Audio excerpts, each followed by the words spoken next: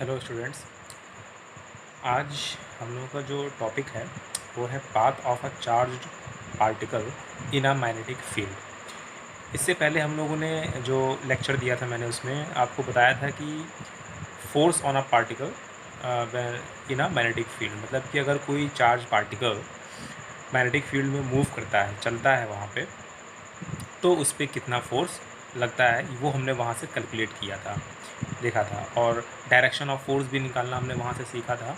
कौन कौन से वेज होते हैं, एक हमारा स्क्रू रूल था, एक हमारा फ्लेमिंग लेफ्ट हैंड रूल था और एक हमारा राइट हैंड थंब रूल था। तो इन तीनों रूल के हेल्प से हम लोग वहाँ पे डायरेक्शन ऑफ फोर्स भी निकालना सीखे थे। तो आज हम लोग ये देखेंगे कि अगर कोई particle, charge particle magnetic field में मूव कर रहा है, मैग्नेटिक फील्ड में छोड़ दिया गया है, ठीक है, किसी वेलोसिटी से वो उसमें चल रहा है, तो उस पर जो फोर्स, मैग्नेटिक फोर्स लगेगी, वो उसको किस पाथ को मूव कराएगी, ठीक है, कैसे कैसे पाथ होंगे उसमें, वो हम लोग इसमें डिस्कस करेंगे। सो फर्स्ट ऑफ ऑल हम इसमें रिकैप ये है कि जो फोर्स हम लोगों ने पढ़ा था मैग्नेटिक फोर्स, वो Fm is equal to q times of V cross B पढ़ा था, where q is a charge, ठीक है, positive charge, and any charge, positive और नेगेटिव कोई हो सकता है। V cross V is the velocity of the charge particle and B is the magnetic field in which the charge particle is moving, ठीक है।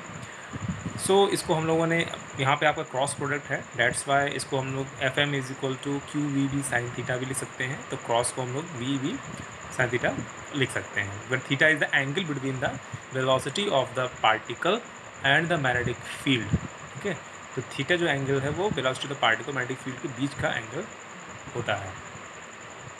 तो यहाँ पे जो फर्स्ट केस है वो फर्स्ट केस है कि अगर हम लोगों का जो थीटा की जो वैल्यू है, if we take the value of theta equals to 0 या फिर थीटा इक्वल्स टू 180 ले लेते हैं, इट मीन्स क्या हो गया कि जो वेलोसिटी वेक्टर है, जो वेलोसिटी ऑफ द पार्टिकल है, वो पैरेलल हो जाएगा किसके, मैग्नेटिक फील्ड के, ठीक है। तो मैग्नेटिक फील्ड के जो पार्टिकल की जो वेलोसिटी है वो पैरेलल हो जाएगी, ठीक है। तो थीटा इज इक्वल टू 0 या 180 को, 180 होगा तो एंटी पैरेलल हो गई, मतलब कि वो जस्ट उल्टा हो गया और डायरेक्शन उसकी अपोजिट हो गई, और 0 डिग्री भी हो गया तो डायरेक्शन सेम हो गई। ऐसे केस में अगर हम थीटा इज इक्वल टू 0 या थीटा इज इक्वल टू 180 यहाँ पुट करते हैं, तो साइन 0 0 होता है, साइन 180 वो भी 0 होता है। तो in short we can say कि जो मैग्नेटिक फोर्स है वो आपका 0 हो जाएगा, मतलब force on the particle which is in the magnetic field experiences 0 force, मतलब नो फोर्स। तो उस पर कोई फोर्स नहीं लगेगा, मतलब Fm इक्वल्स टू 0 हो जाएगा। तो कोई फोर्स नहीं लगेगा, इसका मतलब क्या हो गया, इसका मतलब ये होगा कि जिस वेलोसिटी से पार्टिकल को हमने मैग्नेटिक फील्ड में थ्रो किया है, या फिर उस पार्टिकल की जो वेलोसिटी मैग्नेटिक फील्ड में है अभी, वो उसी वेलोसिटी से मैग्नेटिक फील्ड रीजन को क्रॉस कर जाएगा, स्ट्रेट लाइन में सीधे निकल जाएगा। ऐसे ही जब कोई फोर्स नहीं लगेगा तो एग्जैक्टली सीधे निकल, जैसे हम लोग न्यूटन का जो फर्स्ट लॉ पढ़ते हैं, जब हम किसी भी बॉडी पे कोई एक्सटर्नल फोर्स अप्लाई नहीं करते हैं तो वो बॉडी अपने स्टेट, अपना जो भी उसका स्टेट होता है, अगर वो रेस्ट स्टेट में है तो कंटिन्यूज इन रेस्ट स्टेट, अगर वो मोशन स्टेट में है, मतलब मोशन में है, तो वो कंटिन्यू उसी मोशन में रहेगा, ठीक है। तो यही हमारा जो फर्स्ट लॉ ऑफ न्यूटन भी यही कहता है। तो Fm इज इक्वल टू 0 हो गया किस केस में, जब थीटा इज इक्वल टू 0 या फिर theta is equal to 180 degree रखेंगे यहाँ पे, ओके। तो केस सेकंड है, उसमें है कि इफ़ अगर थीटा की वैल्यू अगर 90 डिग्री रखते हैं, तो 90 का मतलब ये होगा कि जो वेलोसिटी वेक्टर है वो परपेंडिकुलर हो जाएगा मैग्नेटिक फील्ड वेक्टर के, मतलब velocity vector magnetic field vector के परपेंडिकुलर हो जाएगा। अब यहाँ पे हम इस फॉर्मूला से देख सकते हैं कि 1 2 3 4 टर्म्स हैं, इसमें एक फोर्स का है, एक क्यू है which is charge, and b is the velocity and b is the magnetic field. तो क्यू को छोड़ के बाकी तीनों जो क्वांटिटीज़ हैं वो सब वेक्टर क्वांटिटीज़ हैं। क्यू हमारी एक स्केलर क्वांटिटी है। तो यहाँ पे जो हमारे पास जो थीटा एंगल है वो हमारे पास वी और बी के बीच का है, तो इसलिए यहाँ पे जो एंगल बन रहा है वो वेलोसिटी वेक्टर और मैग्नेटिक फील्ड वेक्टर के बीच का एंगल है, वो है 90 डिग्री।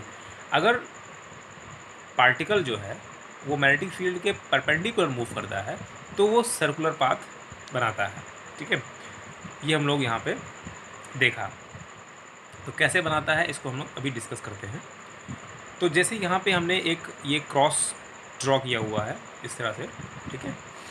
तो यहाँ पे क्रॉस का मतलब हो गया कि फील्ड हमारी इनवर्ड है, इनवर्ड मतलब ऐसे अंदर की तरफ है, ठीक है। और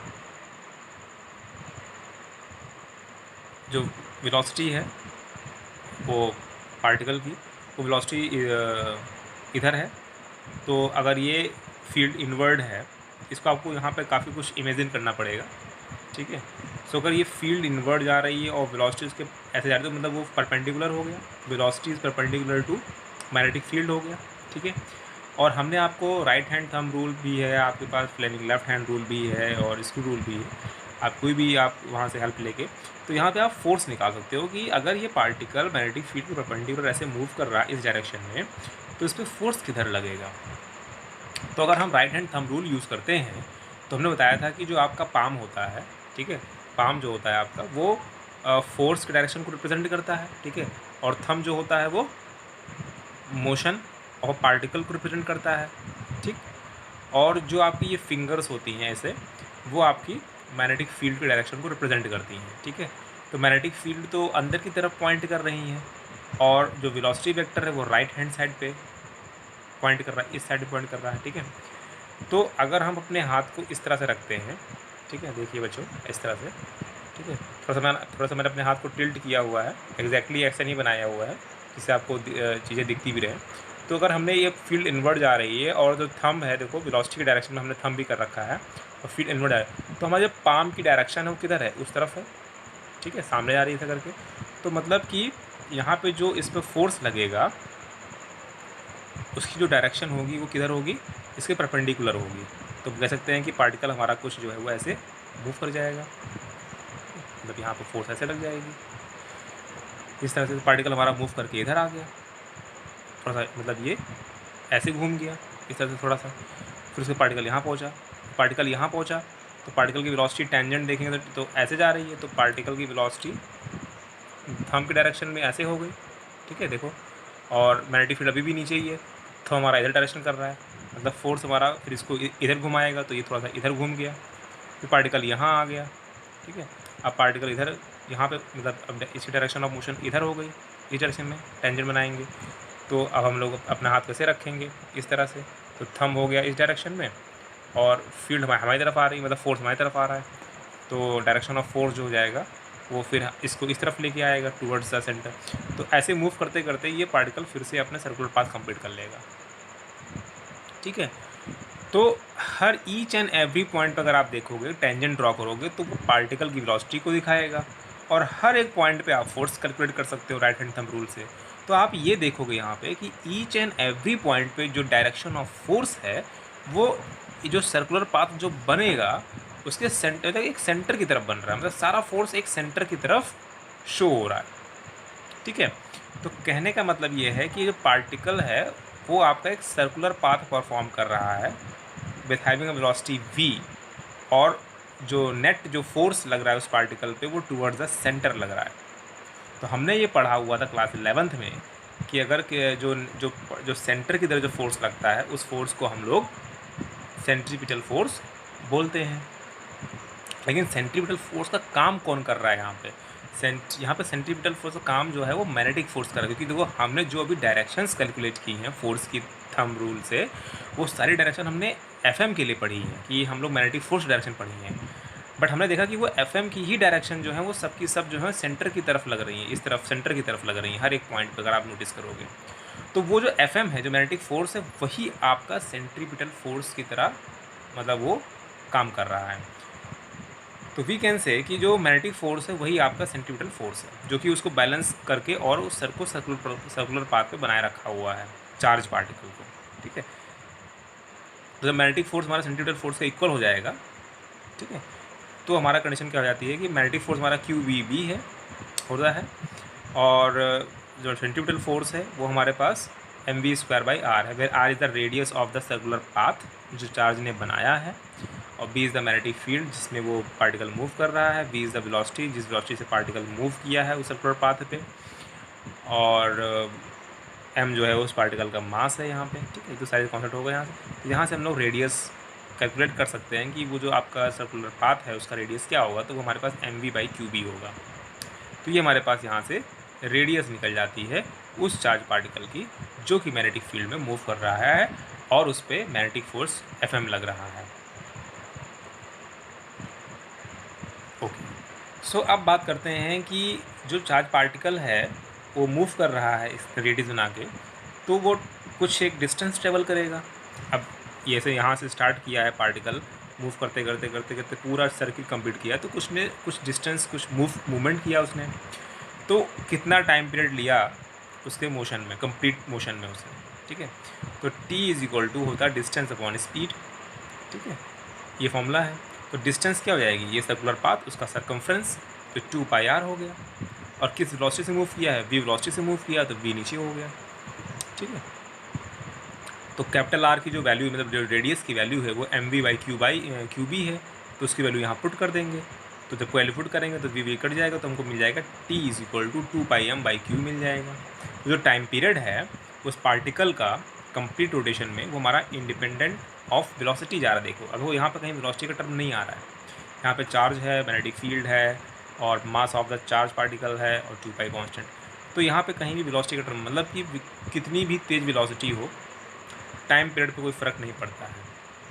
लेकिन हाँ, चार्ज पे फ़र्क पड़ रहा है, मतलब अगर चार्ज कम है, ठीक है, चार्ज की जो वैल्यू कम है तो टाइम पीरियड ज़्यादा लगेगा,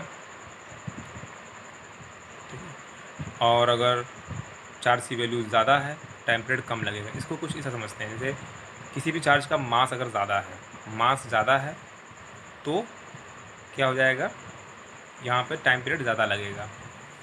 मास ज़्यादा है पार्टिकल तो टाइम पीरियड ज़्यादा लगेगा मास ऑफ पार्टिकल, और यहाँ पे और मास अगर कम है तो टाइम पीरियड कम लगेगा। यहाँ पे कुछ इस तरह से हम लोग यहाँ पे इसको समझ सकते हैं। जैसे मान लिया कि कोई पार्टिकल ऐसा है जिसको बहुत हैवीएस्ट पार्टिकल है, ठीक है, तो उसको पहले वो पार्टिकल जो किसी वेलोसिटी से मूव कर रहा है तो उस पर जो फोर्स लगेगा, तो उसको फोर्स को मूव कराने के लिए जो फोर्स, मैग्नेटिक फोर्स जो अप्लाई होगा उस पर, जो मैग्नेटिक फोर्स अप्लाई होगा वो उसके पाथ को चेंज करना चाहेगा, ठीक है, तो उसमें ज़्यादा फोर्स लगेगा उस पाथ चेंज करने में। और जो पार्टिकल आपके लाइट वेटेड पार्टिकल होते हैं, ठीक है, तो उसमें क्या होगा कि वो पार्टिकल आपका, उसको मूव कराने के लिए बहुत ज़्यादा फोर्स की ज़रूरत नहीं होगी, बहुत इजीली वो पार्टिकल मूव कर जाएगा, ठीक है। इस तरह समझ सकते हैं इसको हम। फिर हमारे पास फ्रीक्वेंसी है। फ्रीक्वेंसी को हम लोग mu is equal to 1/t, तो टाइम पीरियड हमको पता है 2πm/qb होता है, तो इसकी वैल्यू यहाँ पुट करेंगे तो 2πm/qb हो जाएगा। फिर हमारे पास ये एंगुलर फ्रीक्वेंसी होती है, ये पार्टिकल हमारा जो सर्कुलर पाथ को मूव कर रहा है, तो एंगुलर फ्रीक्वेंसी 2πf है qb/m। अच्छा, तो ये सारे फॉर्मूले जो आपको लिखे हुए हैं ये आपको याद होने चाहिए। सबसे ज़्यादा इंपॉर्टेंट है आपके पास ये फॉर्मूला रेडियस, जो फॉर्मूला रेडियस के लिए है, और ये टाइम पीरियड वाला फॉर्मूला, ये दो फॉर्मूले आपको याद होने चाहिए, ठीक है। फिर नेक्स्ट है हमारे पास यहाँ पे, इफ़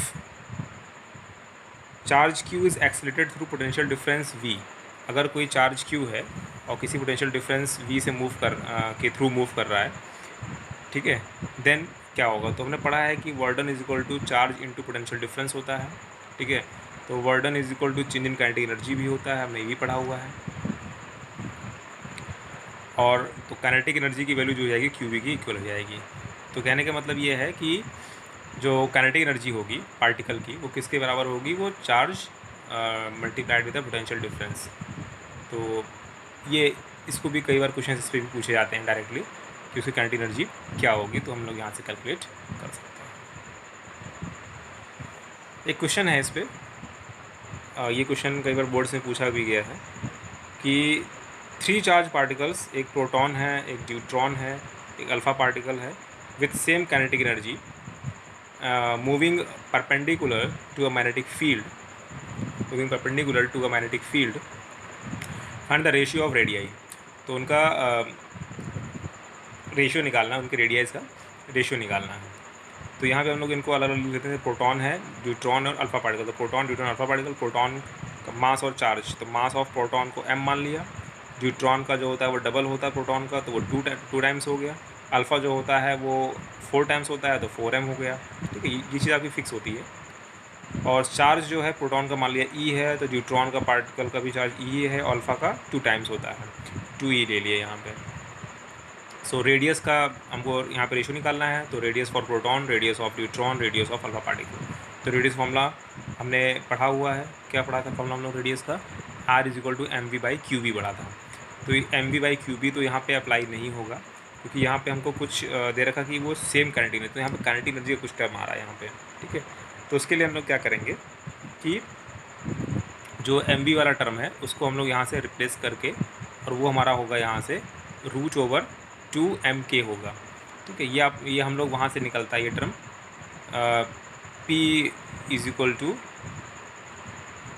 काइनेटिक एनर्जी P²/2m से निकल के आता है, ठीक है।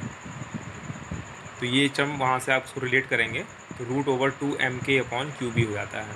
तो सबके रेडियाई जो है वो √2mk/qb, √2mk/qb इस तरह से हो जाएगा यहाँ पे, ठीक है।